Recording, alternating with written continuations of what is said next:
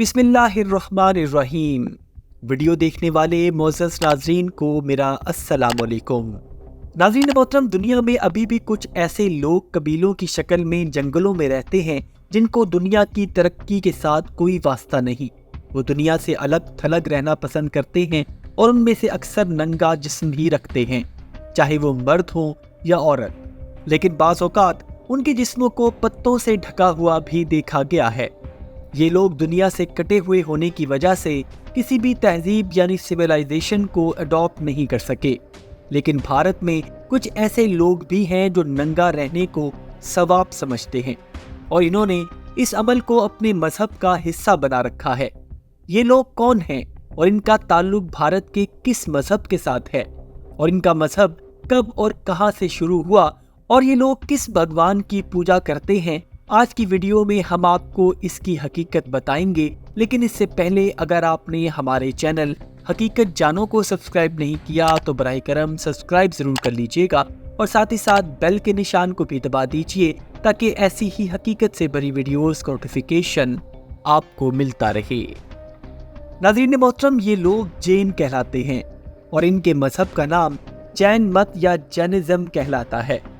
یہ برے صغیر پاک و ہند کے مذہب میں ایک مذہب ہے اور اس مذہب کا شمار دنیا کے قدیم ترین مذاہب میں کیا جاتا ہے۔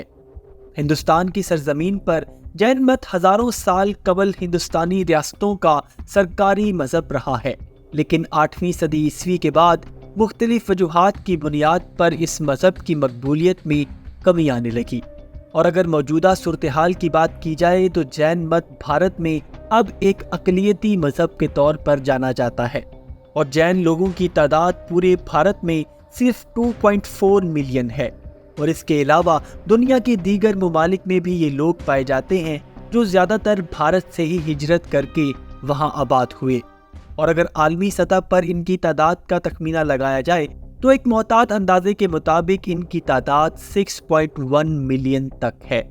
ناظرین محترم، اس مذہب کے بانی کا نام مہاویر تھا، جو بھارتی صوبے بہار کے شہر پٹنہ کے قریب ایک چھوٹے سے گاؤں وشالی میں پیدا ہوا۔ یہ 540 قبل مسیح کا زمانہ تھا اور مہاویر کشتری ذات سے تعلق رکھتا تھا، اور یہ ہندو مت کی اس شاخ سے تعلق رکھتا تھا جس کو پشوناتھ کہا جاتا ہے۔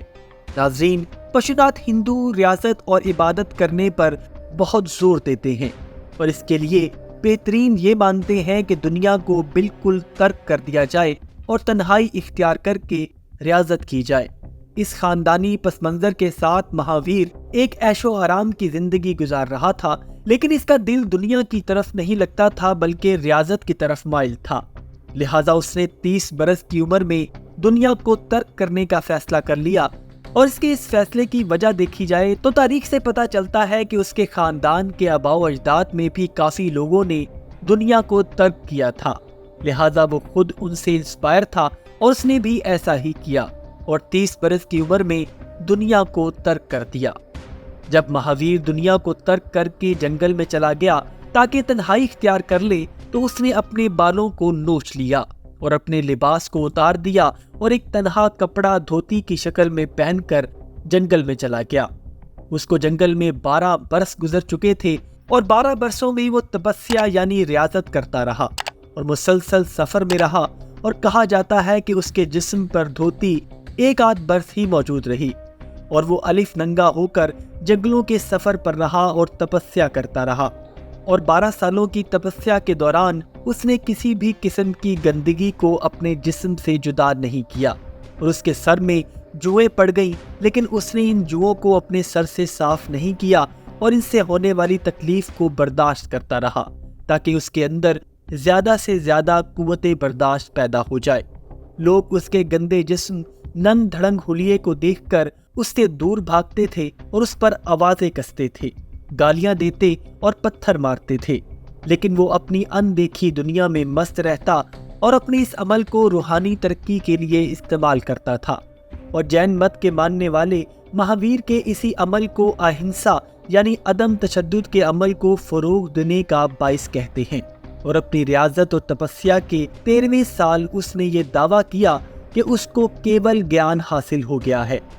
آپ کو یہ بتاتے چلے کہ جین مت میں کیول گیان کا مفہوم یہی ہے جو ہم مسلمان کسی روحانی شخصیت کو تصوف کے اعلیٰ درجے پر فائز ہونا مانتے ہیں۔ مہاویر نے اس بات کو دنیا کی سب سے بڑی حقیقت مانا کہ خدا کوئی دیوتا نہیں کہ جو بہت سارے خداؤں کا سردار ہو، بلکہ اس کی ایک علیحدہ سے متعین ذات ہے جو سب سے بڑی اور اعلیٰ ہے، اور اس کیول گیان کے پا لینے کے بعد اس کے ماننے والوں نے اس کو جینا کا خطاب دیا، جس کا مطلب فاتح ہے، یعنی زندگی کے دکھوں کا فاتح یا پھر دنیاوی خواہشات کا فاتح۔ اور اسی لفظ جینا سے جین بنا، اور مت کا مطلب طریقہ یا راستہ کے ہیں، اور مت لفظ کو مذہب کے ساتھ جوڑا جاتا ہے، یعنی بدھ مت، جین مت اور ہندو مت وغیرہ۔ دوستوں، مہاویر کے اس کیول گیان اور سوچ کو جو اس نے خدا کی ذات کے بارے میں پیش کی، اس کو ایک مذہب کی شکل دے دی گئی، اور اس طرح سے ایک مذہب کی بنیاد پڑی جس کو جین مت کا نام دیا گیا۔ اور یہ بھی کہا جاتا ہے کہ جب مہاویر کو کیول گیان حاصل ہوا تو وہ جنگل میں 1 برس تک درخت کے ساتھ سر کے بل کھڑا ہو کر تپسیا کرتا رہا، اور جین مت کی خاص زبان میں اس کو چلا ماکوس کہا جاتا ہے۔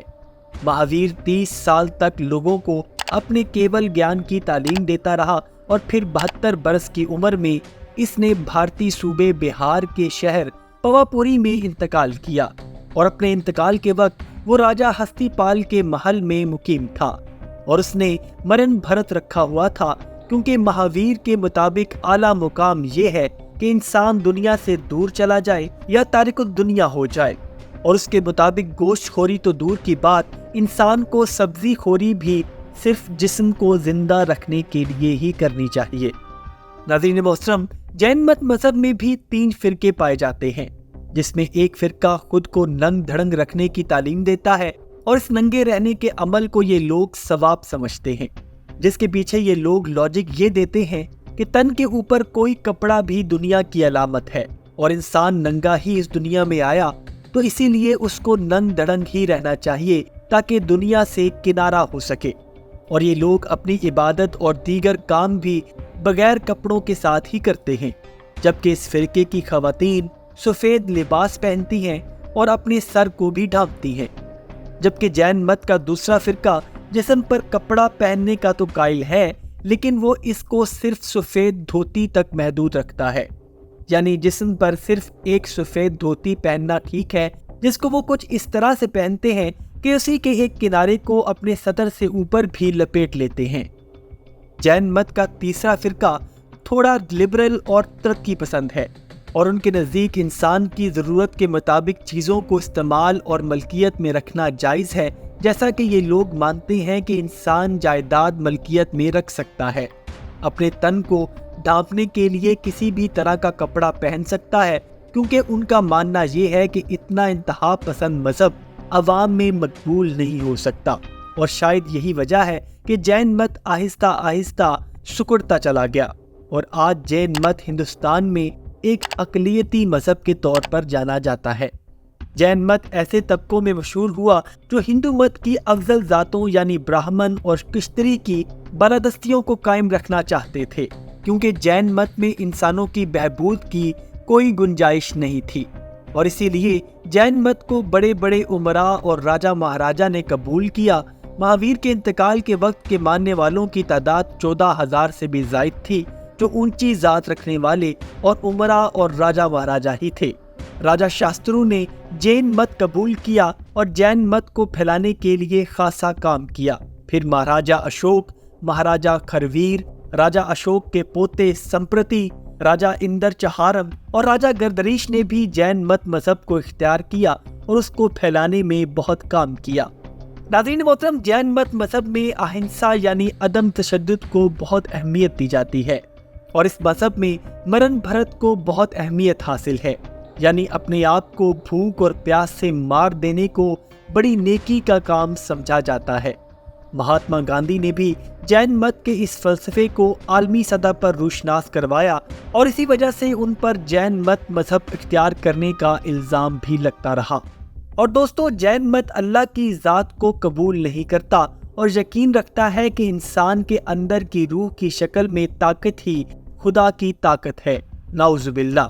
اور یہ لوگ یہ مانتے ہیں کہ روحیں جسم کو بدل بدل کر دنیا میں آتی رہتی ہیں، جس کو یہ لوگ پنرجنم بھی کہتے ہیں، اور نروان یعنی جسم سے روح کی رہائی اس کے 9ویں جنم کے بعد ہی ممکن ہو سکتی ہے،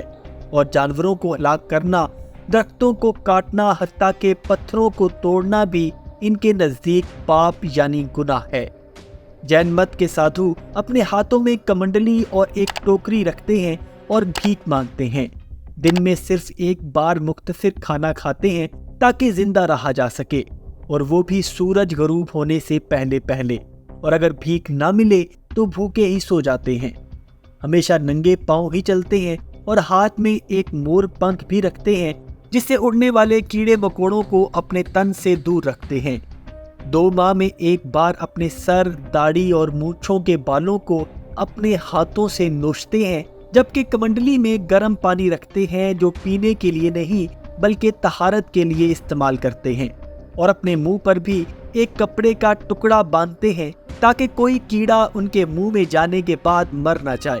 اور پاکستان کے شہر لاہور کی مشہور و معروف جگہ جین مندر بھی پارٹیشن سے قبل جین مذہب کا مندر ہونے کی وجہ سے ہی مشہور ہے، جہاں آج کل لاہور کی سب سے بڑی سائیکل مارکیٹ موجود ہے۔